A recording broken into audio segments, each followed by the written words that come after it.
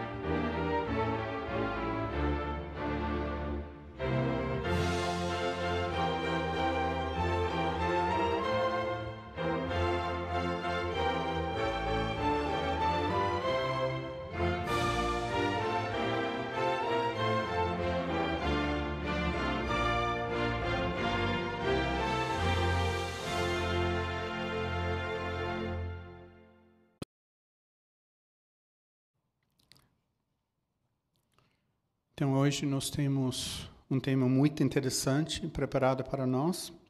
O tema do discurso é: será que o diabo realmente existe? Nosso orador hoje é nosso irmão Orlando Nassulo Júnior. Então, vamos dar atenção, irmão Orlando.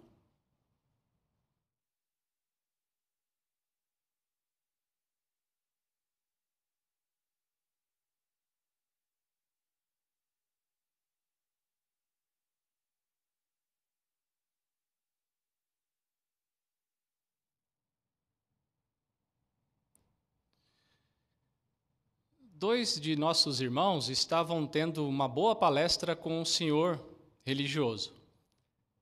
E os irmãos estavam explicando para ele quem era o governante deste mundo.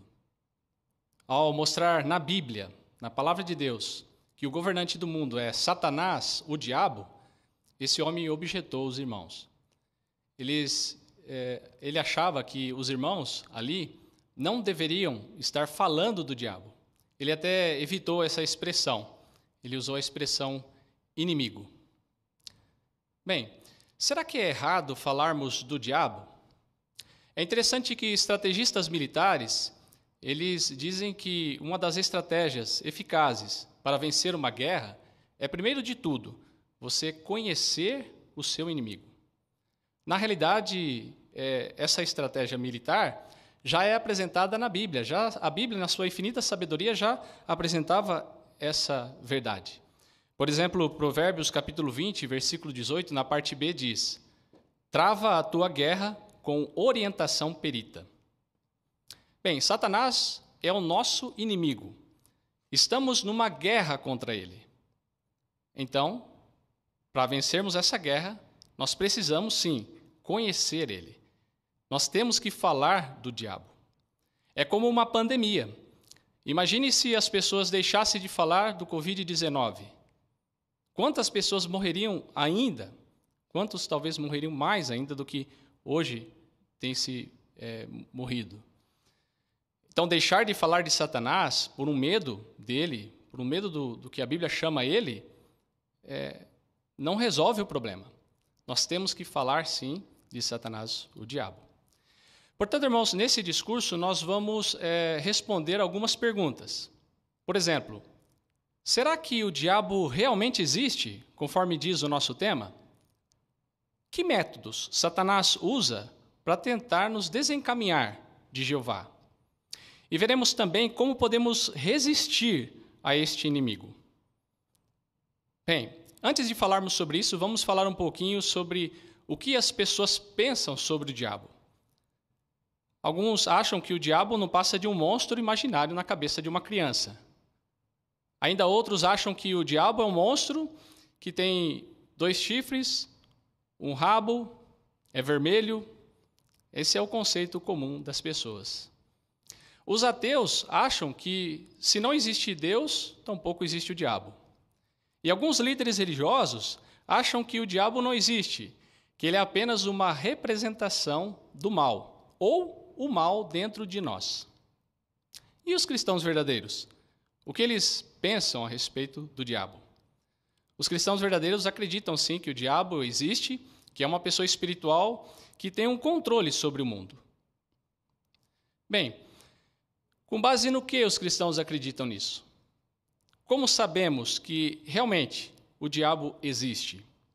A resposta está nas Escrituras. A Bíblia é a fonte para nos dar essa resposta. E vamos recorrer aqui a 3 relatos bíblicos para comprovarmos a existência, então, do diabo como sendo uma pessoa espiritual maligna. O primeiro que vamos citar aqui é o relato de Jó. Vamos, por favor, pegar nossas Bíblias e considerar o relato de Jó. Jó, no capítulo 1, e os versículos 7 a 9. Por favor, abram suas Bíblias. Jó, capítulo 1, e os versículos 7 a 9. Antes de nós lermos, vamos falar um pouquinho sobre o contexto destas palavras. O capítulo 1 e 2 de Jó, ele narra ali uma disputa, uma conversa entre 2 pessoas. É óbvio isso, já vamos até achar a resposta assim. Entre Satanás e o diabo. E a questão do assunto era a integridade de Jó. Tente observar no relato da Bíblia se dá para nós concluirmos o conceito comum que as pessoas têm sobre o diabo. Por exemplo, que ele é um mal dentro de nós, ou que ele não é uma pessoa, mas sim um símbolo do mal. Por favor, acompanhe na leitura narrativa. Jó, capítulo 1, os versículos 7 a 9. Então, Jeová perguntou a Satanás: de onde você veio? Satanás respondeu a Jeová: de percorrer a terra e de andar nela. E Jeová disse a Satanás: você observou o meu servo Jó? Não há ninguém igual a ele. Ele é um homem íntegro e justo, que teme a Deus e rejeita o que é mal. Então Satanás respondeu a Jeová: será que é por nada que Jó teme a Deus? Bem, nós vemos aqui uma disputa, não é verdade? Uma discussão a respeito da integridade de Jó. Bem, será que Satanás era um mal dentro de Jeová? Não dá para nós entendermos dessa forma, não é verdade?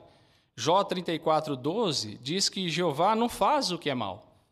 Não existe maldade dentro de Jeová. Então não podemos concluir que Satanás é um mal dentro de nós. Jeová não estaria brigando consigo mesmo aqui, ou discutindo consigo mesmo. Mas dá para nós concluirmos que Jeová estava falando com uma criatura que ele tinha feito. É verdade. Satanás, o diabo, era uma pessoa. Podemos entender realmente assim. Além do mais, o que qualifica alguém como sendo uma pessoa, e diferente das outras coisas, é se essa, por exemplo, possui intelecto, se tem capacidade de raciocinar. E nós vemos aqui no relato que Satanás fez isso, até contra-argumentou contra Jeová. Portanto, esse relato ele comprova o que, diferentemente de alguns teólogos dizem, que Satanás é o mal dentro de nós ou de que é uma representação do mal. Não, ele comprova que ele é uma pessoa espiritual, opositor até de Deus. Mas há outras evidências da Bíblia que podemos considerar. Por exemplo, abram por favor suas Bíblias no livro bíblico de Mateus, no capítulo 4. Mateus, capítulo 4. Outra evidência de que o diabo é uma pessoa. Mateus, capítulo 4. E o contexto destas palavras nos mostram que o diabo estava tentando Jesus de diversas formas. Em uma dessas tentações, nós lemos então o relato de Mateus 4, 5 a 7. Mateus 4, 5 a 7 diz: O diabo levou então a cidade santa, colocou-o sobre o parapeito do templo. Ele disse: Se você é filho de Deus, jogue-se para baixo, pois está escrito: Ele dará aos seus anjos uma ordem referente a você, e eles o carregarão nas mãos, para que não bata com o pé numa pedra. Jesus lhe disse: Também está escrito: Não ponha Jeová seu Deus à prova. Bem, nós observamos nesse relato aqui que Jesus foi tentado pelo diabo. E o que caracteriza aqui o diabo como sendo uma pessoa? Uma pessoa tem capacidade de memória. E nós vimos essa evidência aqui. Satanás tem uma capacidade de memória muito boa. Por exemplo, ao citar essas palavras, na verdade ele estava recordando o que as Escrituras diziam a respeito de Jesus. No Salmo 91, 11 e 12, ele citou essas palavras. Ele recorreu à memória. E Jesus, como sendo também uma pessoa, fez a mesma coisa para refutar. Ele citou, então, o texto bíblico de Deuteronômio 6,16. É a mesma coisa quando tentamos refutar uma outra pessoa. Então, isso fica provado e comprovado que Satanás realmente é uma pessoa. Não podemos entender de outra forma. Há outros relatos da Bíblia também que deixam isso bem claro. Por exemplo, os apóstolos, eles entendiam que Satanás não era uma representação do mal, que não existia, nada disso. Eles tinham certeza que o diabo tinha poder. Por exemplo, o apóstolo Paulo alertou os cristãos em Éfeso sobre as tramas do diabo. Em Efésios capítulo 6, versículo 11, ele falou ali para nos precavermos contra as suas artimanhas. A nota ali diz, na Bíblia nossa, né? Ou tramas. Pense, quem tem capacidade de fazer um planejamento de algo? Coisas inanimadas não têm essa capacidade. Somente uma pessoa com mente inteligente, que tem um alto intelecto. E é isso que a Bíblia nos revela que Satanás tem. Portanto, irmãos, é irrefutável as evidências das Escrituras. Satanás realmente é uma pessoa, um opositor contra Jeová. E nós precisamos nos precaver contra as suas tramas, de acordo com Efésios 6:11. Ele é muito perigoso. O nosso inimigo é real, ele existe. Mas como podemos vencer ele? Precisamos conhecer, então, quais são os métodos. E é assim que na guerra se faz. Se conhece como seu inimigo se comporta, o que ele faz, quais são seus hábitos. E nós precisamos saber quais são os métodos que o diabo usa para desencaminhar a humanidade. Nós vamos falar aqui de 4 métodos básicos que Satanás usa. Nós vamos identificar 3 deles em um texto da Bíblia só. Por favor, acompanhe comigo 1 João, capítulo 2, versículo 16. Esse texto nos alista aqui 3 métodos básicos que Satanás usa. Na realidade, Satanás usa muitos métodos. Se você tiver oportunidade, poderá recorrer ao índice de publicação das Testemunhas de Jeová, da Torre de Vigia, sobre o verbete Satanás, métodos para desencaminhar os humanos. Ali você vai encontrar 48 métodos que Satanás usa para tentar desencaminhar os humanos. Talvez você até, olhando esses métodos, talvez consiga identificar algum que ele já tentou usar contra você ou que esteja usando. Mas vamos ver, então, esses 4 métodos básicos que as Escrituras mencionam. 1 de João, capítulo 2, e o versículo 16. Porque tudo o que há no mundo, o desejo da carne, o desejo dos olhos e a ostentação de posses, não se origina do Pai, mas se origina do mundo. Bem, o que é então o desejo da carne? Nós conseguimos identificar aqui os 3, o desejo da carne, o desejo dos olhos e a ostentação de posses. O que é cada um desses métodos? Como Satanás usa eles? Bem, o desejo da carne, algumas traduções da Bíblia vertem essa expressão por desejos mundanos ou pecaminosos. Portanto, podemos definir desejo da carne como sendo todo desejo humano que é contrário à vontade de Jeová. Por exemplo, a imoralidade sexual, o excesso no comer e beber. Satanás, ele explora, então, essas necessidades que às vezes nós temos, esses desejos carnais, com o objetivo, então, de promover a ideia de que vale a pena satisfazer nossos desejos a qualquer custo, até mesmo sobre o custo de se desobedecer a Jeová.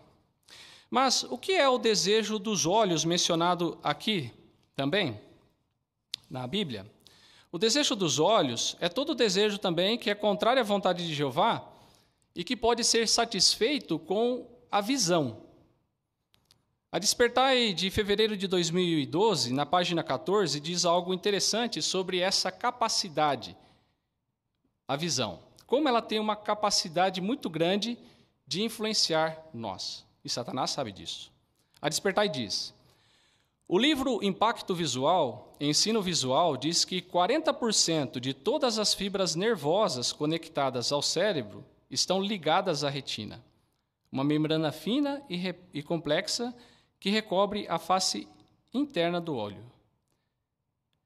É interessante que esta mesma revista Despertai comenta que, por causa disso, a visão tem um enorme poder de influenciar nossos pensamentos, sentimentos e ações. E Satanás, ele sabe dessa capacidade. Por isso, ele tenta promover o desejo dos olhos com o objetivo de fazer-nos desviar de Jeová. E hoje, Satanás tem feito isso através da pornografia, principalmente através da internet. E que dizer aqui do outro método que Satanás usa? A ostentação dos meios de vida da pessoa. O que é? É o desejo errado também de obter as coisas materiais, ou prestígio, fama, a qualquer custo também, sem levar em conta a vontade de Jeová. Satanás promove isso através da mídia, do comércio. Por exemplo, não é comum ouvirmos falar que se você não tiver uma faculdade, você não vai ser ninguém. É ostentar os meios de vida. Se você não tiver um carro zero, também você não é ninguém. Então, o Satanás usa a mídia, o comércio, para promover, então, o seu método, a ostentação dos meios de vida que há no mundo. Portanto, Satanás usa todos esses métodos com o objetivo de nos desencaminhar de Jeová. Mas falta mais um método de identificar. Qual é? Esse método também é bem comum. Ele está descrito aqui na Bíblia, em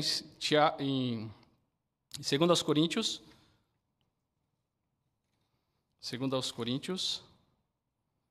capítulo 4, versículo 4.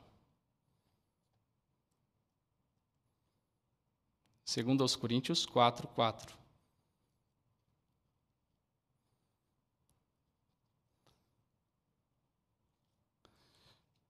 Segundo aos Coríntios, capítulo 4, versículo 4, nós lemos: entre os quais o Deus desse mundo cegou a mente dos descrentes, para que não brilhe sobre eles a luz das gloriosas boas novas a respeito do Cristo, que é a imagem de Deus. Bem, a Bíblia diz aqui que Satanás como sendo o governante do mundo, ele faz algo, usa um outro método para poder fazer com que as boas novas do reino não cheguem às pessoas. O texto deixa bem claro aqui que ele cega a mente. Sim, Satanás ele não cega os olhos, porque os olhos ele usa de outra forma, conforme nós vimos. Ele usa os desejos dos olhos. Cegar aqui é a mente, é a capacidade da pessoa de perceber as coisas. O que é esta cegueira espiritual que Satanás causa? Bem, é interessante também a explicação que uma sentinela dá para isso. A sentinela de 2014, 15 de janeiro, na página 27, no parágrafo 1, sobre o artigo Venha o teu reino, mas quando? Ali explica o que é essa cegueira mental. Diz assim: pode acontecer que alguém demore a encontrar suas chaves ou óculos, embora estejam bem na sua frente. Segundo pesquisadores, essas situações podem ter relação com um tipo de cegueira. Não notar algo ou se esquecer de algo por estar concentrado em outra coisa. Talvez isto já aconteceu com você, já aconteceu comigo, também já fiquei cego em sentido mental. Já tentei procurar uma chave e quando me percebi, a chave estava no meu bolso, mas eu estava muito ansioso. E é isso que acontece com a cegueira mental. É assim que funciona. É assim que Satanás também usa para cegar a mente das pessoas. Mas como ele faz isso? Satanás usa um canal que ele usa de maneira muito ampla na Terra, que é a religião falsa. Como Satanás, então, usa a religião falsa para causar cegueira mental nas pessoas? Bem, Satanás tenta desfocar o reino de Deus através da religião. Por exemplo, as pessoas podem ir numa religião e melhorar a sua vida empresarial. Pode ganhar um carro mais novo, pode obter curas. Note, Satanás está jogando um monte de coisas, usando a religião, para que as pessoas não focalizem naquilo que elas estão procurando, a solução para os problemas delas. Satanás usa a religião, mas não divulga o nome de Jeová e também não divulga o reino de Deus. Então, dessa forma, as pessoas não conseguem perceber aonde está a mensagem do reino, aonde está o Criador do universo. Então, desta forma, Satanás causa então uma cegueira mental nas pessoas, embora elas possam até procurar, mas não encontram por causa desse ambiente em que ele cria. Portanto, irmãos, consideramos aqui 4 coisas que Satanás usa para desencaminhar as pessoas. De acordo com 1 João 2,16, Satanás usa o desejo dos olhos, o desejo da carne e a ostentação dos meios de vida da pessoa. Segundo aos Coríntios 4,4, Satanás cega a mente das pessoas. Estes são alguns dos métodos básicos que Satanás usa para tentar fazer com que eu, você, toda a humanidade não se aproxime de Jeová. Então, este é o nosso inimigo. Estes são seus métodos básicos. Mas lembre-se, não são só estes. Não dá para nós falarmos de todos eles. Por isso, incentivamos todos, então, a fazerem uma pesquisa a respeito disso também. Bem, o nosso inimigo, então, ele é inteligente, é real. É uma pessoa espiritual que existe. Mas como podemos, então, resistir a esses métodos que Satanás emprega? E assim podermos vencer nessa guerra que nós temos com ele? Bom, o segredo está... um dos segredos está no conselho duplo aqui de Tiago. Por favor, abram suas Bíblias em Tiago.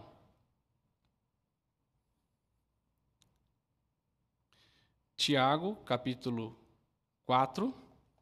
E os versículos que nós vamos ler são os versículos de número 7 e 8. Por favor. Tiago, capítulo 4. Os versículos 7 e 8.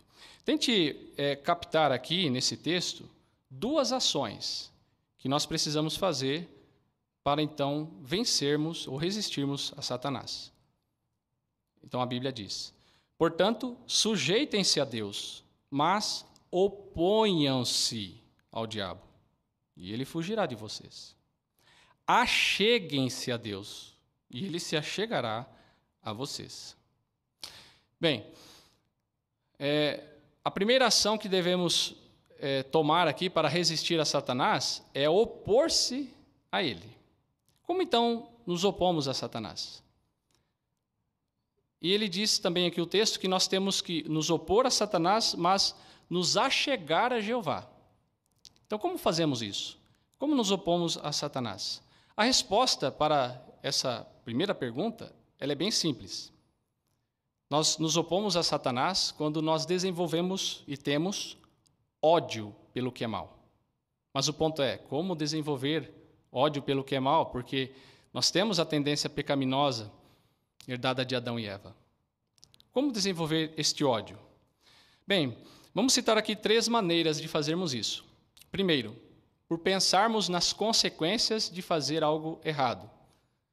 Lembrar do princípio de Gálatas 6,7, que diz que nós vamos colher aquilo que nós semeamos. As nossas ações têm consequências, que podem nos afetar, talvez, para a nossa vida toda, e pode afetar outras pessoas também. Lembrar disso pode nos ajudar a desenvolver ódio pelo que é mal. Ver que praticar pecado vai nos prejudicar, vai ter consequências ruins. Outra maneira de desenvolvermos ódio pelo que é mal é por desenvolvermos convicção de que obedecer a Jeová é o melhor para nós mesmos. Por exemplo, pense num jovem que se abstém da imoralidade sexual. Quantos benefícios ele recebe disso? Ele pode ter uma vida calma, tranquila, com autoestima, poderá programar sua vida de maneira tranquila, evitará uma gravidez indesejada, doenças, e a lista vai. Então, desenvolver essa convicção de que obedecer a Jeová é o melhor, pode nos ajudar, então, a odiar o que é mal. E terceiro, não permitir que uma semente do mal se instale dentro de nós. Nós podemos ter um contato com algumas coisas que não são apropriadas. Infelizmente, no mundo que vivemos, às vezes é difícil evitar tudo. Mas há uma grande diferença em ter um contato do que manter um contato. É como alguém que anda na rua e pode ser suja por um pássaro. Mas ela não permite que o pássaro desça até ela e faça um ninho na cabeça dela, não é verdade? Então, não permita que uma semente do mal instale em seu coração. Repila ela rapidamente. Dessa forma, você vai desenvolver ódio pelo que é mal. E assim estará acatando esse conselho de Tiago, de se opor a Satanás. Mas queremos, conforme diz o conselho aqui, nos achegar a Jeová. E como podemos nos achegar a Jeová? Podemos fazer isso através da oração. Devemos orar bastante a Jeová. Também podemos nos achegar a Jeová por sermos obedientes. Cada ato nosso de obediência fortalece a nossa relação com Jeová. Então, se nos opormos a Satanás e nos achegarmos a Jeová, nós vamos, então, conseguir resistir a Satanás, o diabo. A Bíblia também contém um outro conselho oportuno, em 1 Pedro 5, que nos ajuda a resistir a Satanás. 1 Pedro, capítulo 5. Por favor, abram suas Bíblias em 1 Pedro, capítulo 5, e os versículos 8 e 9. Interessante que a carta de Pedro é escrita aos cristãos de Ponto, Galácia, Capadócia, Ásia, Bitínia, toda essa região, eles tinham um problema ali que eles tinham que lidar. Satanás explorava ali o desejo da carne de maneira muito forte. Pedro deu o conselho, então, aos cristãos, conforme nós lemos, que serve também para nós. 1 Pedro 5, 8 e 9 diz: mantenham os sentidos, sejam vigilantes. Seu adversário, o diabo, anda em volta como um leão que ruge, procurando a quem devorar. Mas tomem posição contra ele, firmes na fé, sabendo que a inteira fraternidade dos seus irmãos no mundo está passando pelos mesmos sofrimentos. Então, como podemos resistir a Satanás, de acordo com esse conselho? Pedro disse que Satanás, ele anda em volta como um leão. E aqueles que lidam com leões, eles dizem que você não deve tirar o olho do leão. Se você se deparar com um leão, fixe o olho nele. Não desvie a atenção. Um pequeno desvio de atenção pode ser fatal para o seu ataque. Você tem que tomar uma posição firme contra ele. Até alguns dizem que você deve, talvez, parecer maior. Talvez abrir os braços. Se você tiver uma jaqueta, abra ela e mostre que você é maior. Tome uma posição firme. Parece que Pedro sabia que era isso mesmo que tinha que fazer. E a Bíblia diz aqui, firmes no quê? Firmes na fé. Por isso, procure ter boas atividades espirituais, principalmente nessa época agora que nós estamos vivendo de pandemia. Procure mais do que nunca assistir às reuniões congregacionais, a ter uma participação significativa nela. Procure fazer mais orações a Jeová, estudar a Bíblia, tirar o máximo de proveito das programações espirituais que a organização nos dá. E o ministério, procure trabalhar afinco nele. Temos novos desafios no ministério, mas encare eles. Procure ter uma vida devotada a Jeová. Tome a sua posição firme contra Satanás, o diabo. De fato, opor-se ao diabo vai resultar, irmãos, em muitas bênçãos. É possível resistirmos a Satanás, o diabo. E vimos isso nesse discurso. Jeová ficará muito contente se mantermos essa posição. Teremos muitas bênçãos. Resultará em fortalecimento da fraternidade cristã, teremos paz mental, felicidade e, o principal, a aprovação de Jeová. É verdade que, hoje, Satanás ele existe e está mais do que nunca mais experiente. Mas é muito consolador saber que em breve ele não existirá. Portanto, se continuarmos a nos opor ao diabo, poderemos estar entre os que sobreviverão à grande tribulação, entre aqueles que contemplarão o maravilhoso ambiente que existirá na terra quando se cumprir as palavras proféticas de Apocalipse 21, 3 e 4, que nos consola. Então ouvi uma voz alta do trono dizer: Veja, a tenda de Deus está com a humanidade. Ele residirá com eles, e eles serão o seu povo. O próprio Deus estará com eles. Ele enxugará dos seus olhos toda lágrima, e não haverá mais morte, nem haverá mais tristeza, nem choro, nem dor, e nem Satanás, o diabo.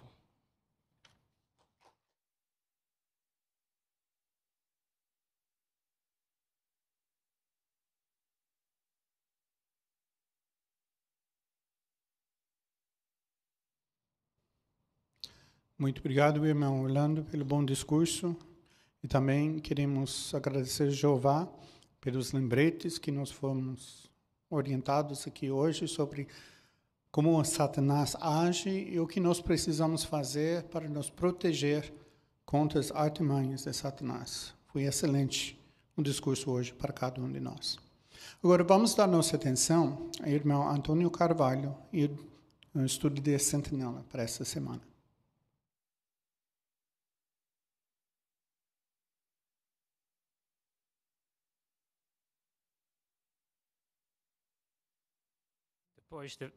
Depois de falar sobre Satanás, como ele é nosso inimigo, lutando contra ele, vamos falar sobre o nosso amigo, Jeová, e como ele vai nos salvar.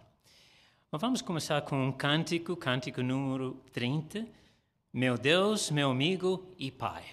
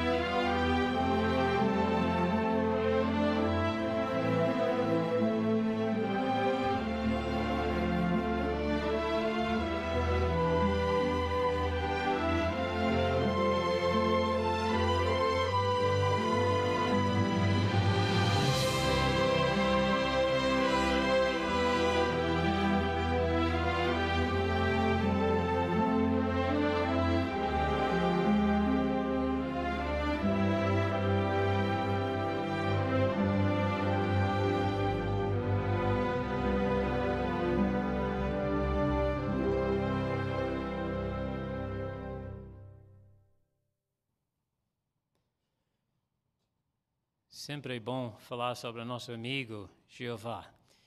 E agora vamos tocar nesse estudo Sentinela, estudo número 51, tirada de Sentinela de dezembro de 2020. O título, Jeová salva os que estão desanimados. Ninguém gosta de ser desanimado. É difícil. Vamos identificar certas coisas, situações que surgiram com os servos de Jeová. Mas vamos destacar mais essa palavra-chave, salva. Como Jeová salva seus servos quando está lutando com várias dificuldades.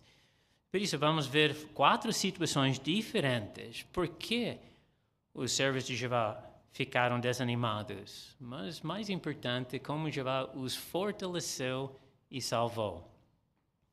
E durante tudo isso, vamos ver lições para nós. Vai ser a ponto-chave em cada parte.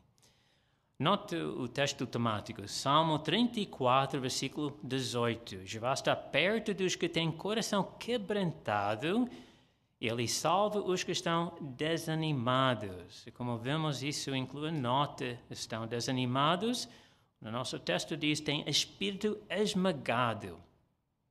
Por isso vamos ver coração quebrantado, espírito esmagado e como podemos sair dessa situação por causa de Jeová, que nos ajuda.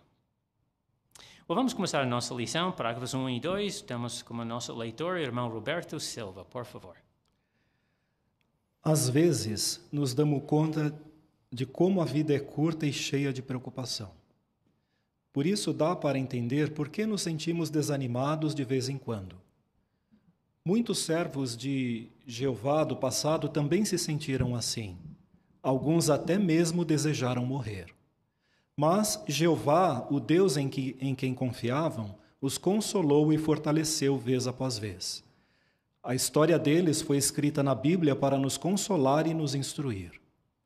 Neste estudo, vamos ver o exemplo de José, o filho de Jacó, da viúva Noemi e sua nora Ruth, do levita que escreveu o Salmo 73 e do apóstolo Pedro. Todos esses servos de Jeová passaram por situações desanimadoras. Como Jeová os fortaleceu? Que lições podemos aprender com eles? As respostas dessas perguntas vão aumentar nossa confiança de que Jeová está perto dos que têm coração quebrantado e de que Ele salva os que estão desanimados. Muito obrigado, irmão Roberto. Parágrafos 1 e 2, pergunta o que vamos ver neste estudo. Irmão Juliano. Nós sabemos que ficar desanimado não é uma coisa só nossa, né? Muitos servos do passado também ficaram. Então nós vamos ver nesse estudo alguns desses que passaram por situações desanimadoras, mas também nós vamos ver como Jeová os fortaleceu e o que nós podemos aprender disso. Muito bom. Irmão Eric. E apesar de hoje nós não estudarmos, né, especificamente o exemplo de Elias, eu achei muito apropriado trazer o texto dele, que menciona o relato sobre ele de 1 de Reis, porque ele era um servo de Jeová, que ele era muito usado e amado por Jeová. Era destemido também, e muito envolvido com assuntos espirituais, mas passou por momentos de desânimo. Então é algo que todos nós, mesmo bem envolvidos em assuntos teocráticos, estamos submetidos a passar. Muito bom. Boa explicação. Irmão Randy.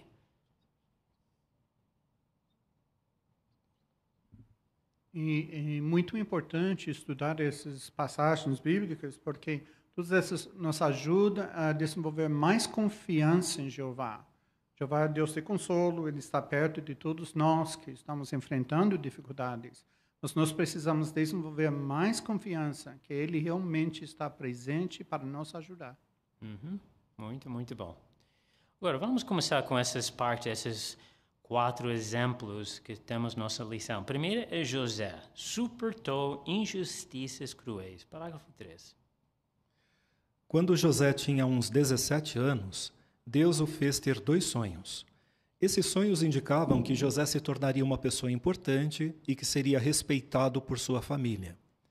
Mas pouco depois de ter esses sonhos, a vida de José mudou totalmente. Em vez de respeitar José, seus irmãos o venderam. Ele acabou se tornando escravo de um oficial egípcio chamado Potifar. De uma hora para outra, José deixou de ser um filho querido para se tornar um escravo insignificante no Egito, trabalhando para um homem que não conhecia Jeová. Então, a situação de José ficou ainda pior. A esposa de Potifar acusou José de tentar estuprá-la. Mas Potifar nem investigou a acusação. Em vez disso, mandou José para a prisão, onde teve que ficar acorrentado. José era apenas um jovem. Imagine como ele deve ter se sentido ao ser acusado falsamente de tentar estuprar alguém. Além disso, o que as pessoas iam achar de Jeová ao saber da acusação? Sem dúvida, José tinha muitos motivos para se sentir desanimado. A nossa pergunta: o que aconteceu com José quando ele era jovem?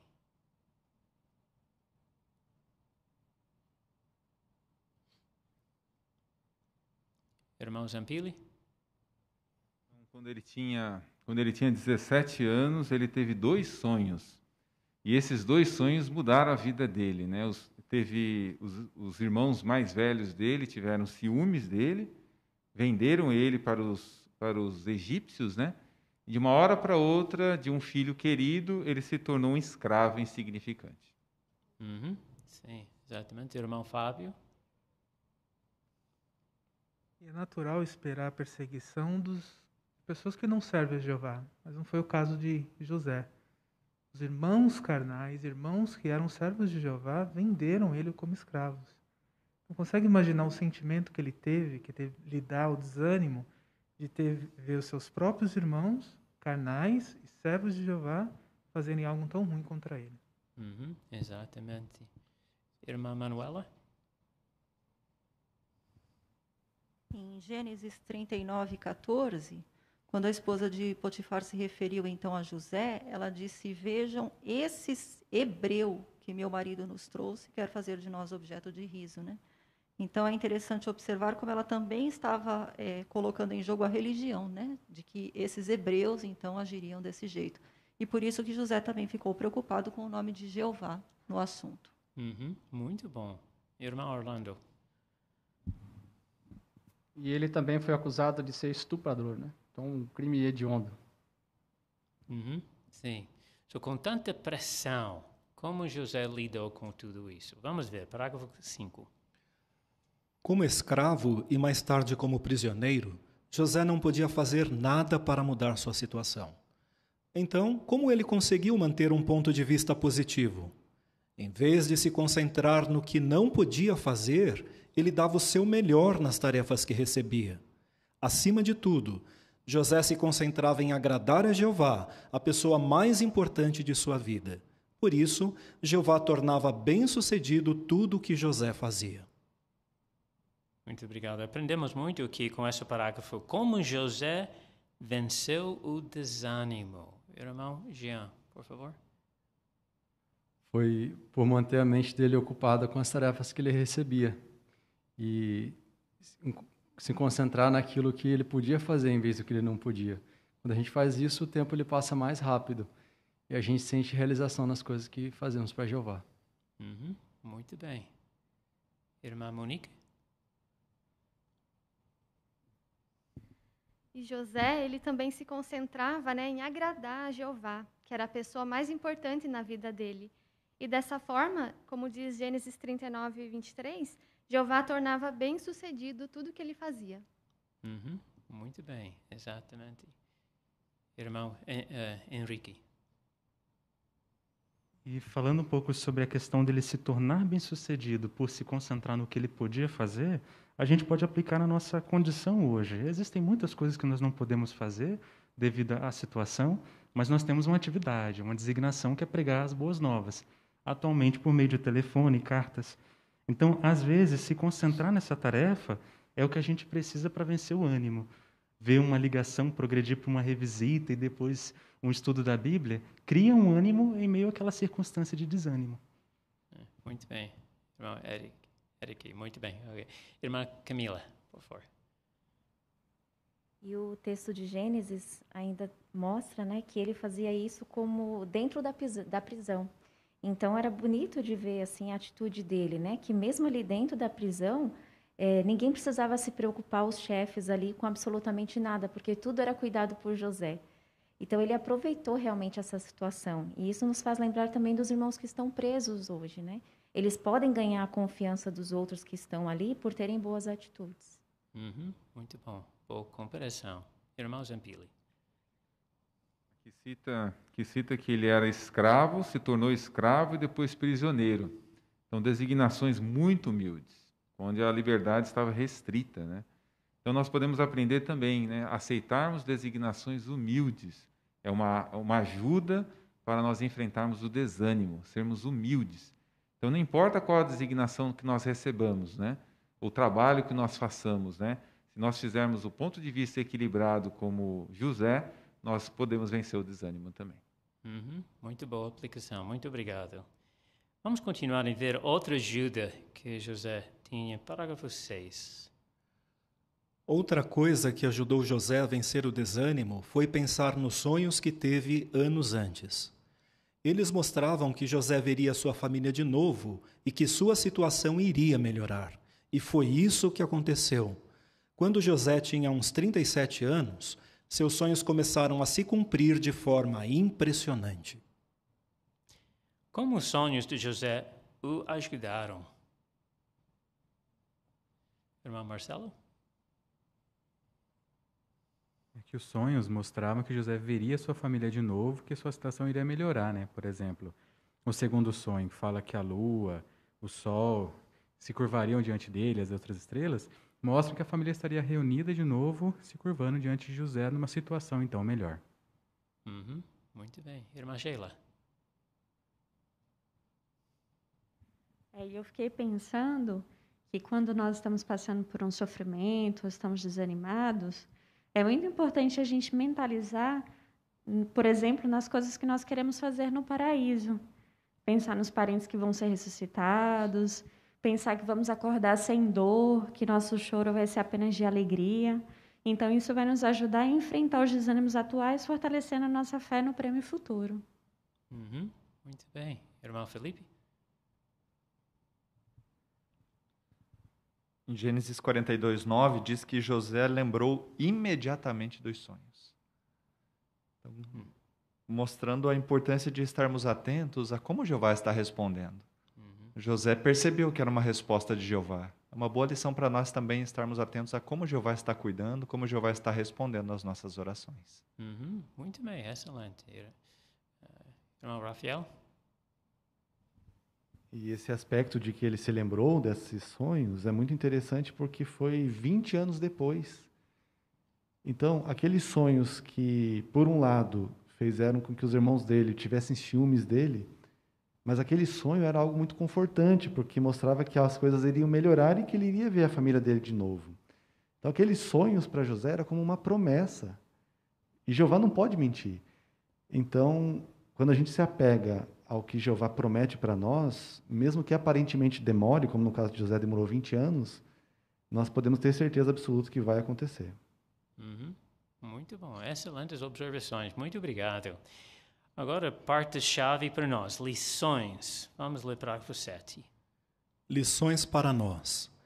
A história de José nos lembra de como este mundo é cruel e de como as pessoas nos tratam de forma injusta. Até mesmo um irmão na fé pode nos magoar. Mas se enxergarmos Jeová como nossa rocha ou nosso refúgio, não vamos desanimar nem parar de servir a Ele. Lembre também que José tinha cerca de 17 anos quando Jeová o fez ter sonhos especiais. Fica claro que Jeová confia nos jovens que servem a Ele. Hoje, muitos jovens são fiéis a Jeová como José. Alguns deles, por não abrirem mão de sua lealdade a Deus, são até mesmo presos injustamente. Muito bem, vamos ler o nosso texto aqui de 1 Pedro 5, versículo 10. Quem gostaria de ler esse versículo? Irmão Fábio, por favor. Porém, depois de vocês terem sofrido por um pouco, o próprio Deus de toda a bondade merecida, que os chamou à sua eterna glória em união com Cristo, completará o treinamento de vocês. Ele os fará firmes, ele os fará fortes, ele os porá sobre firmes alicerces. Excelente, muito obrigado. de acordo com 1 Pedro 5,10, o que vai nos ajudar ao passarmos por sofrimentos.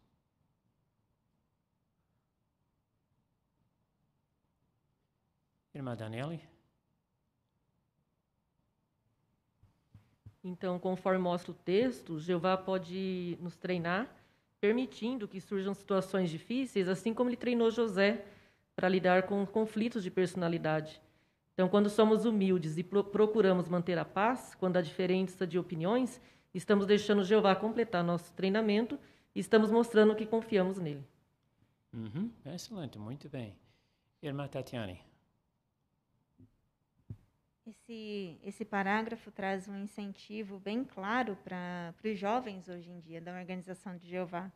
Lembrar que José tinha apenas 17 anos quando Jeová começou a fazê-lo ter sonhos especiais, e depois desencadeou uma série de eventos, uma série de injustiças na vida dele, e ajuda os jovens a ver o quanto Jeová confia neles hoje também, né? Jeová tem plena confiança de que os jovens têm condições de serem fiéis, muitas vezes não abrindo mão de sua lealdade, né, em provações, em situações difíceis, para agradarem a Jeová, mesmo sendo acusados injustamente.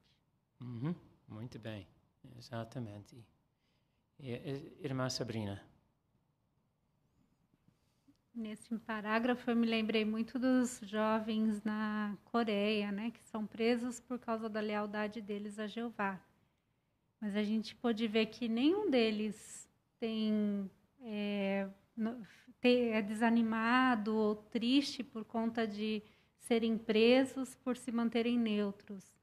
Eles veem isso como sendo um treinamento mesmo da parte de Jeová. E eles têm a confiança de que Jeová realmente é a salvação deles, o refúgio deles. Isso é muito claro para eles. Então, isso certamente pode fortalecer a fé dos nossos jovens também, de que Jeová estará com eles, independente de onde eles estiverem. Muito bom. Bom exemplo. Irmã Mariana? O texto que lemos em Gênesis 39, 21, parágrafo 5, diz que Jeová continuava com José e demonstrava amor leal. Esse pensamento consolador pode ajudar-nos a perseverar apesar de qualquer sofrimento, porque sabemos que Jeová pode demonstrar esse amor leal, que Ele vai se apegar a nós. Excelentes comentários. Por isso, tudo isso combina com uma frase que eu notei nesse parágrafo e com o título de nossa lição, que diz: mas se enxergarmos Jeová como nossa rocha, o nosso refúgio, não vamos desanimar nem parar de servir a Jeová. Enxergar a Jeová. E se lembra, algum tempo atrás, no Congresso, foi mencionado: quando temos Jeová ao nosso lado, sempre somos a maioria. Não importa o número de inimigos em frente de nós. Então, por isso, José é um bom exemplo para nós, para manter Jeová na nossa mente. Agora vamos à segunda circunstância. 2 mulheres tomadas pela tristeza. Por causa de uma grande fome, Noemi e os membros de sua família tiveram que deixar seu lar em Judá para morar como estrangeiros em Moabe. Lá, o marido de Noemi, Elimeleque, morreu e ela ficou sozinha com seus 2 filhos. Depois de um tempo, os filhos de Noemi se casaram com 2 mulheres moabitas. Uma se chamava Ruth e a outra se chamava Orpa. Depois de uns 10 anos, os filhos de Noemi também morreram, sem deixar filhos. Imagine como essas 3 mulheres ficaram arrasadas. É claro que Ruth e Orpa podiam se casar de novo, mas Noemi já era idosa. Quem ia cuidar dela? Certa vez, Noemi ficou tão deprimida que chegou a dizer: não me chamem de Noemi, chamem-me de Mara, pois o Todo-Poderoso tornou minha vida muito amarga. De coração partido, Noemi decidiu voltar para Belém e Ruth foi com ela. O que aconteceu com Noemi e Ruth?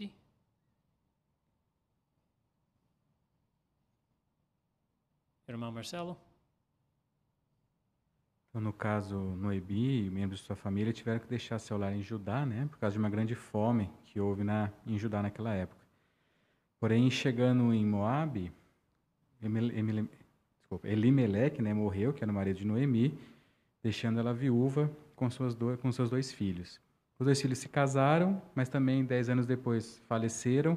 Então Noemi, já idosa, ficou sozinha e viúva, e suas 2 noras também viúvas, né? Aí chegou um ponto que a tristeza era tão grande, a necessidade grande também, que Noemi e Ruth voltaram então para Belém. Sim, exatamente. Irmão Zampilli? Que mostra que Noemi teve perdas muito grandes, né? Perdeu o marido e depois perdeu os 2 filhos, né? E eram circunstâncias que fora do controle dela, ela não era responsável. Então, imagine só a dor, o sofrimento dela, tanto que ela mesma se deu o nome de Mara, que significa amarga. Tamanho era a tristeza, né? E o desânimo dela. Muito bem. Então, foi uma situação bem difícil. Vamos ver o que ajudou Noemi. Parágrafo 9. O que ajudou Noemi nessa situação tão triste? O amor leal. Por exemplo, Ruth mostrou amor leal a Noemi por se apegar a ela. Em Belém, Ruth trabalhou duro respigando nos campos para que ela e Noemi pudessem se alimentar. Por causa de sua atitude, Ruth ganhou uma boa reputação. Vamos ler esse relato aqui, Ruth, capítulo 1, versículos 16, 17 e 22. Okay. Por favor, irmã Sheila, por favor. Mas Ruth disse: Não insista comigo para abandoná-la, para deixar de acompanhá-la, pois aonde a senhora for, eu irei, e onde a senhora passar a noite, eu passarei a noite. Seu povo será o meu povo, e seu Deus será o meu Deus. Onde a senhora morrer, eu morrerei, e lá serei enterrada. Que Jeová me castigue, e que o faça severamente, se outra coisa, senão a morte me separar da senhora. Foi assim que Noemi voltou aos campos de Moabe, junto com Ruth e sua nora moabita. Elas chegaram a Belém no início da colheita da cevada. Muito obrigado. Palavras tocantes, não são? De acordo com esse trecho em Ruth capítulo 1, como Ruth encorajou Noemi?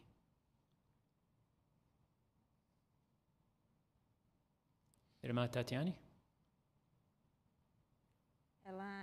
Ela encorajou Noemi por se apegar a ela, né? Os versículos 16 e 17 mostraram que ela insistiu para estar com Noemi, né? Ela não queria abandoná-la de forma alguma.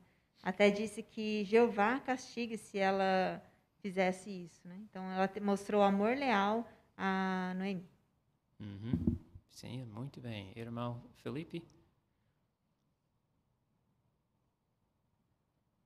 O parágrafo, depois de fazer essa pergunta, a resposta é o amor leal. No glossário da Bíblia, falando a respeito dessa palavra, diz que se refere ao amor motivado por comprometimento, integridade, lealdade e profundo apego. E é exatamente o que nós vemos o que aconteceu com Ruth e Noemi. Ruth estava disposta a se apegar profundamente com a sua sogra, disposta a realizar tarefas humildes, pesadas, para que as duas pudessem sobreviver e passar por aquela fase difícil. E os outros depois reconheceram. Em Ruth 4,15, as pessoas diziam ali que aquela sua nora, que a ama, é para você melhor do que 7 filhos. Então nós vemos que o amor leal de Ruth por Noemi realmente foi recompensador. Muito bom. Muito bom. Mas vamos continuar, parágrafo 10. Jeová deu aos israelitas a lei da respiga, uma lei amorosa que ajudava pessoas pobres como Noemi e Ruth. Essa lei dizia que, ao fazer a colheita, o povo devia deixar algumas sobras nos campos para os pobres pegarem. Por causa dessa lei, Noemi e Ruth conseguiram comida de forma digna, sem precisar mendigar. De que modo Jeová mostrou amor a pessoas pobres como Noemi e Ruth? Irmão William? Então, Jeová, amorosamente, ele criou uma lei onde as pessoas pobres, elas podiam respigar nos campos que não era delas. Dessa forma, pessoas como Ruth e Noemi, elas conseguiam assim seu sustento de uma forma digna, com seu próprio trabalho, mas sem precisar mendigar. Sim, muito bem. Obrigado pela explicação, irmão. Orlando? Então, nós percebemos aqui a relação desse parágrafo com o texto, com o tema do nosso artigo. Diz que Jeová salva os que estão desanimados. E Jeová fez isso. E mais bonito ainda, Jeová fez isso de uma forma digna, que ela pudesse trabalhar, ir lá no campo e respigar. Muito bom, exatamente. Bom, vamos continuar a ver o que aconteceu. Parágrafos 11 e 12. O dono do campo onde Ruth respigava era um homem rico chamado Boaz. O amor e a lealdade de Ruth a Noemi deixaram Boaz impressionado. Por isso, ele comprou a herança da família delas e se casou com Ruth. Boaz e Ruth tiveram um filho chamado Obed, que mais tarde se tornou avô do rei Davi. Imagine a alegria de Noemi ao carregar o pequeno Obed, agradecendo a Deus por esse presente. Mas o melhor ainda está por vir. Quando forem ressuscitadas, Noemi e Ruth vão descobrir que Obed se tornou antepassado do prometido Messias, Jesus Cristo. Como Boaz ajudou Noemi e Ruth? Irmão Juliano? Então, depois de conhecer toda a situação de amor leal entre elas ali, Boaz, impressionado, então, ele decidiu comprar a herança da família delas e depois se casou com Ruth. Sim, muito bom. Irmã Tatiane? E desse casamento nasceu Obed, que se tornou mais tarde avô do rei Davi. Então, mais uma vez, Jeová mostrando o quanto ele salva, né, os que estão desanimados, porque Ruth e Noemi acabaram se tornando antepassados de Jesus Cristo, o prometido Messias. Muito bom. Irmão Fábio? Quando a gente analisa a situação da Noemi e Ruth, era bem difícil, principalmente por causa de Ruth. Ruth morava num país estrangeiro, língua diferente, cultura diferente, sozinha com a sogra, trabalhando duro. Aparentemente ninguém estava vendo aquilo. Mas a gente consegue perceber que quando nós nos esforçamos em fazer o nosso melhor, mesmo quando a gente não é bem visto, por assim dizer, por outros, Jeová percebe isso. O amor leal de Ruth, entre Ruth e Noemi, não passou despercebido por Jeová. Então isso nos ensina que, mesmo que sejam circunstâncias difíceis, que aparentemente outros não veem, Jeová vê, e a gente percebe nesse parágrafo como Jeová recompensou com enorme privilégio de ser da descendência de Jesus, mesmo não sendo uma israelita. Muito bom. Excelentes comentários. Agora vamos fazer a aplicação para nós. Um ponto alto de novo. Parágrafo 13. Lições para nós. Alguns problemas podem nos deixar desanimados ou até mesmo de coração partido. Certas situações nos deixam sem saída. Nessas horas, devemos confiar totalmente em nosso Pai Celestial e nos apegar a nossos irmãos cristãos. É claro que Jeová nem sempre vai acabar com nossos problemas. Veja o caso de Noemi. Jeová não trouxe o marido e os filhos dela de volta, mas Jeová pode nos ajudar por meio de ações bondosas de nossa família na fé. Que lições valiosas aprendemos com a história de Noemi e Ruth?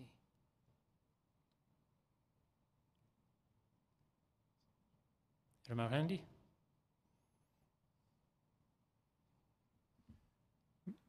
A ideia é que todos nós podemos passar por problemas que realmente fogem do nosso controle. Nós não podemos fazer nada para resolver a situação.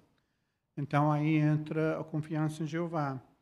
Nós precisamos entender que Jeová pode usar a organização, nossos irmãos na organização, para nos ajudar, para nos reanimar e realmente nos ajudar nesses tempos difíceis. Mas Jeová nunca vai deixar a gente desamparado. Ele vai cuidar de cada um de nós conforme as nossas necessidades. Muito bom. Exatamente. Irmã Sabrina?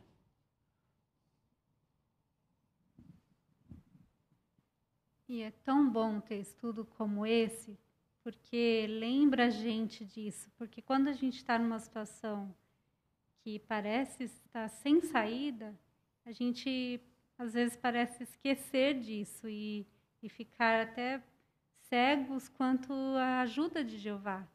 Então é bom que a gente tenha artigos assim, porque renova a nossa confiança em Jeová e nos dá a certeza de que talvez Jeová não elimine o problema, mas nos dê a força e talvez até nos abençoe de forma que a gente nem espera, ou cuide do assunto melhor do que a gente imaginava. Excelente, é muito bom pensar dessas coisas. Irmã Manuela. Então, o parágrafo do começo aqui, que falou de Noemi, né, disse que, então, como tinha morrido o marido e os 2 filhos, quem ia cuidar dela, né? Apareceu Ruth, né? Aí estava Ruth e Noemi ali juntas, e Ruth também trabalhando muito. Quem de novo ia cuidar delas? Apareceu Boaz, né? Será que foi tudo coincidência, né? Ou será que é o jeito de Jeová de cuidar da gente, né? Então, nós devemos estar atentos, então, a essas ajudas que Jeová nos dá por meio de nossos irmãos, né? Hoje, com a situação da Covid, nós temos um arranjo da telemedicina, né? Que ajuda os irmãos, tem ajuda humanitária, né? Então, Jeová está cuidando do seu povo na medida certa, né? Com certeza. E como o Provérbios 17:17 aplica nesse caso aqui, irmão? Eric? Falando um pouco sobre esse texto e sobre estar atento a ajudar outros também, né? Às vezes a gente aplica ele meditando na ajuda que a gente recebe amorosa dos nossos irmãos, né? E é interessante pensar que no final o parágrafo conclui dividindo conosco uma responsabilidade de encorajar os irmãos, né? Ele diz que caso um estudante, um irmão precise de ajuda, ele vai encontrar na família na fé. Nós fazemos parte dessa família. Eu pensei, quando estava olhando esse texto, em fazer uma autoanálise, né? Em como que eu contribuo para que esse texto, essa expressão, essa promessa de Jeová, de que quando os irmãos precisarem de ajuda encontrarão, né? Que atitude eu tenho para que isso se torne real para eles também, né? Então é bom nós estarmos atentos também à oportunidade de ajudá-los. Excelente, muito bom. Irmão Marcelo? O texto fala também que o verdadeiro amigo ama em todos os momentos, né? E pode ser que estivesse tudo bem com Ruth, Noemi, que elas tivessem ali do marido, né? Boaz seria ali um amigo que amava eles, tivessem suas reuniões sociais juntos, né? Mas não era uma amizade tão achegada assim. Às vezes nós temos irmãos na congregação que nós somos amigos, amamos eles, mas não temos contato todo momento, embora desejaríamos, né? Mas Jeová dá outro consolo que diz que no tempo de aflição, esse nosso irmão se torna como se fosse realmente um irmão, alguém de nossa família, né? Então, na necessidade, mesmo aquelas pessoas que aparentemente não são tão achegadas a nós na congregação, nós podemos ter certeza que no momento que nós mais precisarmos, Jeová vai usá-los para ser nosso irmão e nosso conforto, nossa ajuda. Muito bom. Obrigado. Vamos olhar nas gravuras aqui que pertencem a esses parágrafos 8 a 13. O que vemos aqui? A diferença entre as duas gravuras nessa história. Irmão Zampili? Aqui mostra um contraste muito grande, né? Aqui, Ruth e Noemi estão muito tristes, né? Cada uma delas perdeu alguém querido. E como Jeová fez, né? As servas leais dele, Jeová recompensou, né? Aí mostra do lado a recompensa, né? Que não trouxe de volta aqueles que perderam, mas Jeová confortou elas. Então a gente pode aprender isso, né? Quando nós estivermos passando uma situação muito desafiadora, perdemos um ente querido, ou por causa da pandemia, né? Podemos confiar em Jeová e em sua organização, que receberemos o consolo que nós precisamos no tempo certo. Muito bem. Por isso temos essa pergunta aqui no fim, que diz, será que ele pode fazer o mesmo por você? Agora, quando estamos nessa aflição, às vezes a primeira resposta na nossa mente é não, ele não pode fazer isso. Não. Essa razão por ter estes artigos, como foi mencionado, mas talvez guardado em certo lugar, tirar, ler e meditar. Porque se não temos esses pensamentos positivos, chegamos na conclusão errada. Então, é muito bom ter essa informação, está nos ajudando muito. Agora vamos continuar com a terceira situação. Um levita que quase tropeçou. O escritor do Salmo 73 era levita. Ele tinha o grande privilégio de servir na casa de adoração de Jeová. Mas em certo momento da vida, até ele ficou desanimado. Por quê? Ele começou a sentir inveja dos maus e dos orgulhosos. Não que quisesse ser como eles, mas tinha inveja do aparente sucesso que eles tinham. Parecia que eles tinham tudo: dinheiro, uma vida boa e nenhuma ansiedade. O salmista ficou tão desanimado ao ver os maus se dando bem que disse: certamente foi em vão que mantive puro meu coração e lavei minhas mãos na inocência. Fica claro que a espiritualidade do salmista estava ameaçada. Por que um levita ficou muito desanimado? Irmã Monique? Então, esse levita, ele começou a sentir inveja dos maus e dos orgulhosos, né? Porque parecia que eles só se davam bem na vida, né? Então, parecia que eles tinham tudo: dinheiro, uma vida boa, não tinham problema, ansiedade. Então, ele ficou tão desanimado que ele chegou a ponto de dizer que tinha sido em vão, que ele tinha se mantido puro e lavado as mãos na inocência. Sim. Bem, irmã Camila? Tudo isso que aconteceu com ele, esses sentimentos, foram as artimanhas que Satanás usou, né? Como nós vimos hoje no discurso também. Então, olhar para o dinheiro, olhar para a vida boa que as pessoas têm, certamente vai criar a ansiedade indevida em nós. Sim, exatamente. Irmã Fábio? E a inveja é tão perigosa que ela pode nos levar a nos arrepender da nossa dedicação e de estarmos servindo a Jeová. O salmista disse que era como se estivesse em vão, não valeria a pena estar servindo a Jeová, porque ele via que os outros tinham mais benefícios do que ele. Então, olha que perigo. A inveja faz, se não tivermos cuidado, pode levar a um ponto de nos arrependermos de ter adorado a Jeová.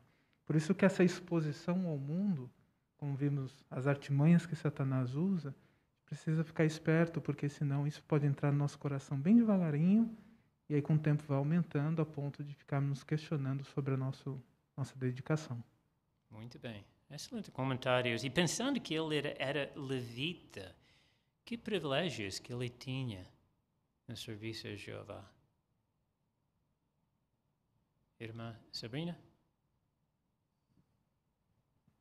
Podemos dizer que ele era do tempo integral especial. Ele servia no templo, tinha bastante atividades, né? Trabalhava bastante para Jeová, mas ainda assim ele ficou desanimado com o aparente sucesso das pessoas fora da organização de Jeová.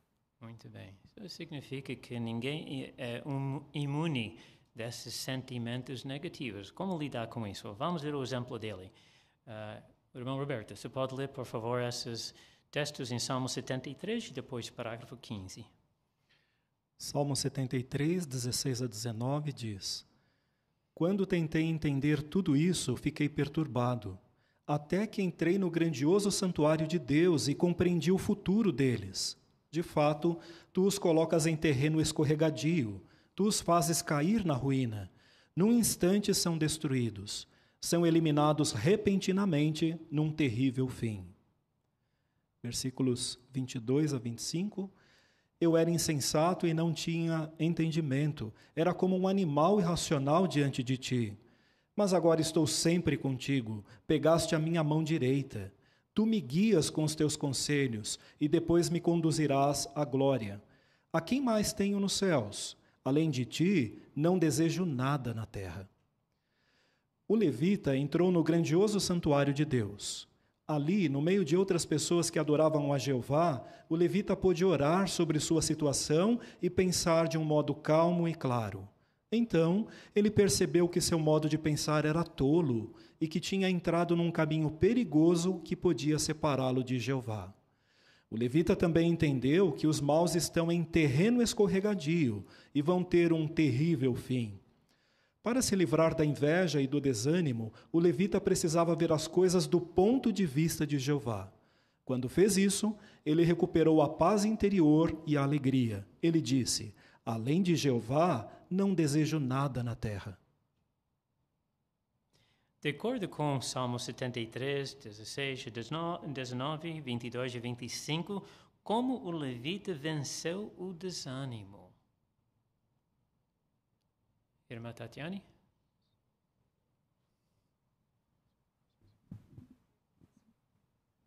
Versículos mostram que ele entrou no santuário de Jeová e compreendeu o futuro daquelas pessoas. Então, ali, junto com outras pessoas que adoravam a Jeová, ele teve calma para pensar, orar a Jeová e então perceber que estava tendo um pensamento, uma atitude perigosa e que poderia até separá-lo de Jeová. Muito bem. Irmã Mariana? E uma coisa que ajudou ele era voltar seu ponto de vista para o ponto de vista de Jeová, porque ela se concentrou na condição, situação atual dele, em vez de olhar para o futuro. Mas quando ele voltou para o ponto de vista de Jeová e conseguiu ver as coisas a longo prazo, das bênçãos que Jeová provê por se apegar a ele. Muito bom. Obrigado, irmão Zampili. Só complementando o que a irmã Mariana falou, no versículo 24, ele disse, tu me guias. Então, ele se deixou guiar por Jeová. Então, Jeová está no outro ângulo, né? Ele vê o quadro completo. E ele, por meditar no ponto de vista de Jeová, ele conseguiu ver que aquilo que as pessoas parecem estar tendo sucesso, não tinham, né? Então, ele começou a comparar a situação dele como levita e a situação péssima dos outros, né? Então, a mesma coisa somos nós, né? Nós nos vemos desanimados por algo que nós estamos sentindo, né? Precisamos realmente refletir no ponto de vista de Jeová, que ele vê o quadro completo. Muito bom. Obrigado. Vamos ver a aplicação de novo agora para nós. 16. Lições para nós. Nós nunca devemos sentir inveja dos maus que parecem se dar bem. A felicidade deles é superficial e temporária. Eles não vão ganhar a vida eterna. Sentir inveja deles é deixar a porta aberta para o desânimo e é uma ameaça para a nossa amizade com Jeová. Se você estiver sentindo inveja do aparente sucesso dos maus, faça o que o levita fez.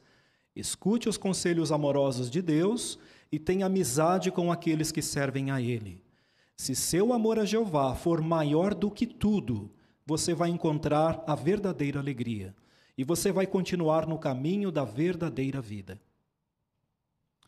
Que lições aprendemos com o levita? Irmã Daniele?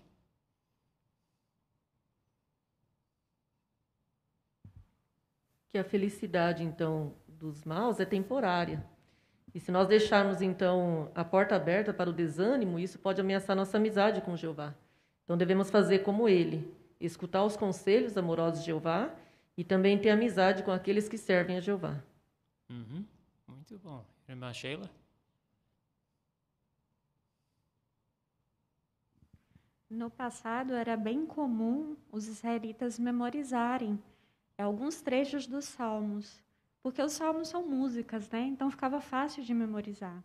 Então eu fiquei pensando que, para mim, é um exemplo, né? Então toda vez que eu tiver com algum sentimento, né, negativo, um sentimento de inveja, eu posso fazer como um levita, né? Chegar a essa conclusão e memorizar o que ele falou. Ele disse, além de Jeová, não desejo nada na terra. Muito bom. Obrigado pela aplicação. Muito boa. E vamos ver a foto aqui ligada com parágrafos 14 e 16 agora. O que aprendemos com este exemplo aqui, a aplicação? Irmã Camila? Hoje é muito comum, né, as diferenças sociais. Então, muitas vezes pode ser que um de nossos irmãos tenha um serviço mais humilde e veja outros, né, tendo mais sucesso, podendo comer o que quiser, indo ao que quiser, vestir o que quiser. Mas sabemos que não é isso que vai dar a vida eterna. Nós vimos no texto que nós precisamos construir, ter uma estrutura para termos um bom relacionamento com Jeová, para termos uma vida eterna. Então, certamente, estão buscando as orientações de Jeová e não só a aparência que vai nos fazer sermos bem-sucedidos. Muito bom. Irmã Rafael? E olhando essa foto, pensando nesse irmão, né, que está ali limpando a janela, talvez ele, por exemplo, é um pioneiro regular. Ele decidiu realmente fazer a vida dele uma vida simples para poder fazer mais a Jeová. E mesmo tendo tomado uma excelente decisão, pode ser que com o tempo ele vai vendo coisas boas, né, ao redor dele, coisas que o mundo oferece que não são necessariamente erradas em si, mas que ele está se privando disso pela vida simples que ele escolheu. E aí essa inveja pode acabar afetando, talvez não necessariamente a nossa espiritualidade, mas os nossos alvos. Fazemos mais para Jeová. Isso também então é algo para se pensar. Muito bom, obrigado por isso. Vamos ver o quarto exemplo agora. As fraquezas de Pedro o desanimaram. Parágrafo 17. O apóstolo Pedro era um homem dinâmico, mas às vezes ele agia por impulso e falava logo o que vinha à cabeça. Por agir assim, em certas situações, Pedro se arrependia do que tinha dito ou feito. Por exemplo, quando Jesus disse aos apóstolos que ia sofrer e morrer, Pedro o censurou e disse: "Isso de modo algum lhe acontecerá." Jesus corrigiu Pedro. Quando uma multidão foi prender Jesus, Pedro agiu sem pensar e cortou a orelha de um escravo do sumo sacerdote. Mais uma vez, Jesus teve que corrigir seu apóstolo. Além disso, Pedro disse que jamais abandonaria Jesus, mesmo que todos os outros apóstolos fizessem isso. Mas essa autoconfiança não durou muito. Pedro negou seu Senhor 3 vezes. Profundamente desanimado, Pedro saiu e chorou amargamente. Ele deve ter pensado que Jesus nunca iria perdoá-lo. Que motivos Pedro tinha para se sentir desanimado? Irmão Fábio? Uma razão foi o que aconteceu aqui em Mateus 16, preocupado com Jesus, ele disse que Jesus não deveria sofrer e morrer, e ele foi corrigido. Então, talvez esse jeito dele dinâmico de falar sem pensar, talvez o deixasse desanimado. Muito bem. Irmão Felipe? A outra situação foi quando foram prender Jesus e Pedro agiu sem pensar, cortou a orelha daquele escravo do sumo sacerdote e de novo Jesus corrigiu ele. Sim. Irmã Sabrina? E acho que uma das coisas que mais deixou Pedro triste foi quando ele diz que, mesmo que todos os outros apóstolos abandonassem Jesus, ele nunca o abandonaria. E aí ele justamente fez isso, né? Essa autoconfiança não durou muito tempo e ele negou Jesus 3 vezes. Então isso deve ter deixado Pedro muito desanimado. Sim, exatamente. Vamos ver a ajuda que Pedro recebeu. Parágrafo 18. Mas Pedro não deixou que o desânimo o fizesse parar de servir a Jeová. Depois de tropeçar, ele se recuperou e continuou servindo com os outros apóstolos. O que ajudou Pedro a superar o desânimo? Jesus tinha orado para que a fé de Pedro não ficasse fraca, e ele incentivou Pedro a retornar e fortalecer seus irmãos. Jeová atendeu a essa oração. Mais tarde, Jesus apareceu pessoalmente a Pedro, provavelmente para encorajá-lo. Depois de os apóstolos terem uma noite de pescaria mal-sucedida, Jesus apareceu a eles.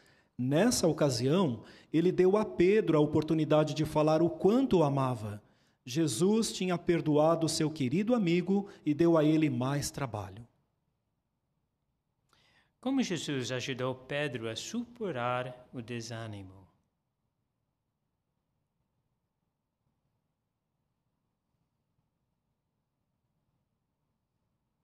Irmã Tatiane?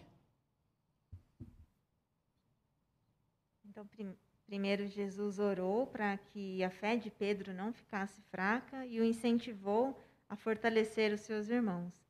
E Jeová atendeu essa oração, mais tarde Jesus apareceu pessoalmente a Pedro para encorajá-lo. Muito bem. Irmã Mariana? E outra maneira como Jeová atendeu essa oração de Jesus foi descrito em Atos 1, 15 e 26, que diz: no dia de Pentecostes, Pedro falou corajosamente à multidão, dando testemunho sobre Jesus. Muito bom. Irmão Randy? Também, depois da ressurreição de Jesus, ele apareceu para os outros.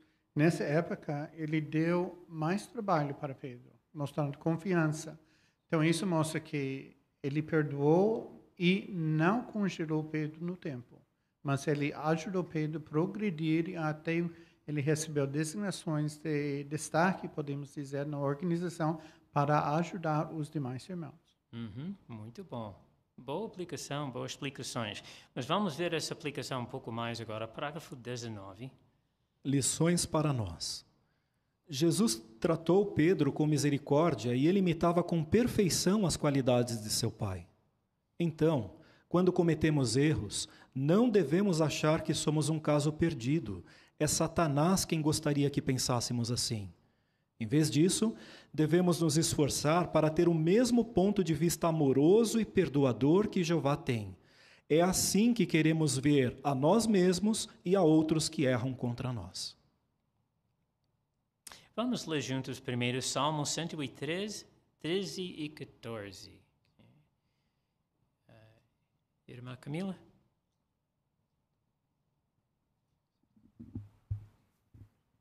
Assim como o Pai é misericordioso com os filhos, Jeová é misericordioso com os que o temem, pois eles sabem bem como somos formados. Lembra-se de que somos pó. Muito obrigado. E como o Salmo 103, 13 e 14 nos ajuda a ter o mesmo ponto de vista de Jeová sobre os nossos erros.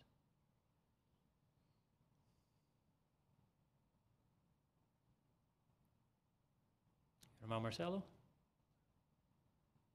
O Salmo deixa claro o ponto de vista de Jeová, né? Jeová sabe que somos pó, que somos imperfeitos, né? E age de maneira misericórdia e perdoadora dessa maneira, né? Então, quando temos esse mesmo ponto de vista a nosso respeito, não perfeccionista demais, também sabendo com modéstia, né? Que sabemos que nós podemos errar, nós podemos ter esse mesmo conceito de Jeová. Muito bom, exatamente. E vamos ver agora essa gravura, as duas gravuras de novo, aqui com parágrafos 17 e 19. O que está acontecendo aqui com Pedro, nessas duas situações? Que contraste. Irmão Zampilli? Então, a primeira gravura mostra Pedro extremamente desanimado, uma falha pessoal que ele cometeu, falou demais, autoconfiança, talvez volte tudo na cabeça dele, iniciativa errada, né? Defender o mestre dele. Então isso pode paralisar uma pessoa, né? O desânimo. Mas aí mostra que ele não se concentrou nas suas falhas, mas no que ele podia fazer a Jeová. E aí mostra aqui ao lado ele declarando o mestre, né? O Jesus, sobre Jesus Cristo, o reino de Deus, né? E isso motivou outros a fazerem mais para Jeová. Então, da mesma maneira, né? Nós somos imperfeitos, nós somos falhos, somos pecadores.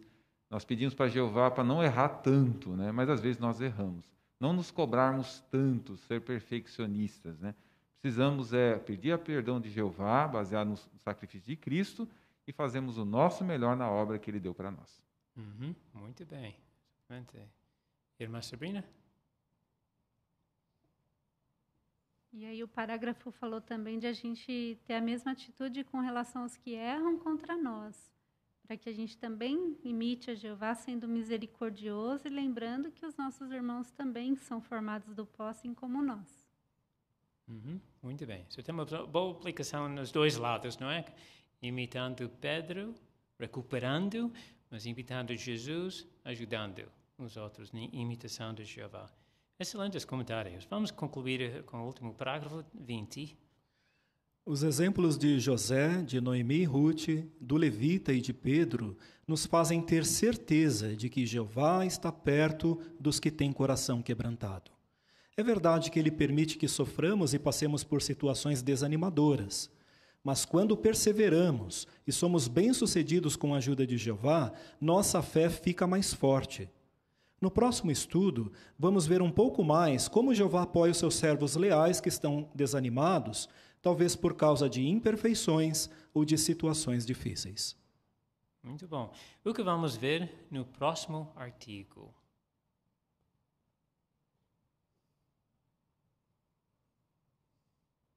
Irmã Camila?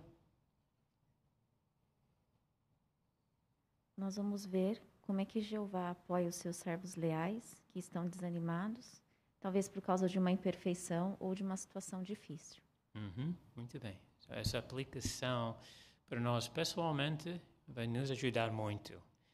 Então vamos rever o nosso artigo agora com essa pergunta: como o modo de Jeová ajudar cada um destes servos pode encorajar você? Então temos José, Noemi e Ruth primeiro. Irmão Fábio? O que eu aprendi é que, independente das circunstâncias em que passamos, mesmo que sejam circunstâncias onde ninguém vê, Jeová vê. Ele está ciente. Muitos dos problemas e sacrifícios que nós passamos, só nós sentimos, mas Jeová entende, e por causa do amor leal, Ele nunca vai deixar, nunca vai abandonar a gente. Ele vai até criar situações, como vimos, para ajudar, nos treinar e nos tornar pessoas melhores. Muito bom. Exatamente. Irmão Zampili? E me ajuda o exemplo de José, porque José ele sofreu injustiça, né, inclusive dos seus próprios irmãos, mas ele não foi desobediente. Então isso mostra para nós, ou mostra para mim, mesmo que eu sofra algum tipo de injustiça, continuar sendo obediente a Jeová, que Jeová nada passa despercebido diante dele. Né? Muito bom. Irmão Orlando? Me encorajou também o exemplo de Noemi e Ruth, o modo como Jeová lidou com elas, dignificando elas, e também elas não se percebem ainda, elas não sabem ainda de quanto o amor leal de Jeová ainda dura por elas. Quando elas receberem seus filhos na ressurreição e ficarem sabendo de que o Messias veio por meio da linhagem dela, ela vai ficar ainda mais maravilhada ainda do que ela talvez já estivesse, com o modo de Jeová lidar com ela. Muito bem. Nós podemos ter a mesma coisa para nós. Muito bom. O que aprendemos com um levita? Encorajamento que podemos. Irmão William? Então a gente pode aprender, no caso do levita, que talvez a gente até passe por algum momento de incerteza de alguma decisão que a gente tomou para servir a Jeová, mas devemos fazer o que ele fez. O que ele fez? Ele escutou os conselhos de Deus e também ele teve amizade com pessoas que serviam a Deus. Então essas foram duas formas de Jeová ajudar ele e que a gente deve se aproveitar também, escutando ele por meio das reuniões, da Bíblia e também tendo amizade forte com os que servem lealmente a Jeová. Muito bem. Irmão Eric? E o exemplo desse levita me fez meditar em não expor meus olhos a aparente sucesso que as pessoas estão tendo, né? Não são verdadeiros sucessos. Conversando com a família, por exemplo, a gente esteve meditando nessa questão da pandemia, o fato de que alguns parecem ter aparente sucesso, enquanto a gente está tentando ser obediente às orientações da quarentena, né? Tentando ficar restrito ali. E a gente, talvez navegando em algum status, observa pessoas que estão se aglomerando, se reunindo, e isso pode acabar aumentando aquele desânimo. Mas quando a gente medita no que o final do parágrafo disse, a verdadeira vida é no futuro. Então, ser obedientes a essas orientações nos motiva a continuar fiel a Jeová, né? Não ficar com os olhos observando na falso sucesso dessas pessoas. Boa explicação. Vamos para o Santuário de Jeová, que agora é Zoom com as reuniões. E com isso endireita os nossos pensamentos. E finalmente com Pedro, como exemplo de Pedro. Irmão Jean.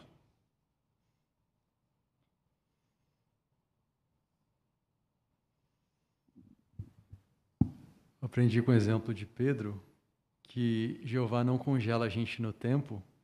Quando nós cometemos um erro, Ele acredita no nosso potencial e dá para nós a oportunidade da gente, como o Pedro fez, dar a volta por cima e mostrar que nós somos melhor, atingir nosso potencial.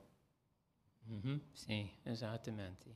Então, vamos continuar a apreciar esses exemplos e artigos como este, junto com outros no passado, podem ser guardados no nosso arquivo pessoal para ver de vez em quando, ou pelo menos quando estamos desanimados, no meio da noite, não podemos pensar nada positivo, não podemos dormir nada. Tira esse artigo, lendo esse artigo, pode nos ajudar a ter um ponto de vista positivo. Jeová salva os que estão desanimados e nos ajuda com o amor leal dele, se nós mostramos amor leal também. So, muito obrigado pelos comentários, foram excelentes, a aplicação em todos os sentidos. Irmão Roberto, muito obrigado, a leitura muito, muito boa também, tocou o nosso coração. Vamos concluir agora com o cântico número 7, Jeová, nossa força e poder. E depois vamos ter a oração final. Cântico 7.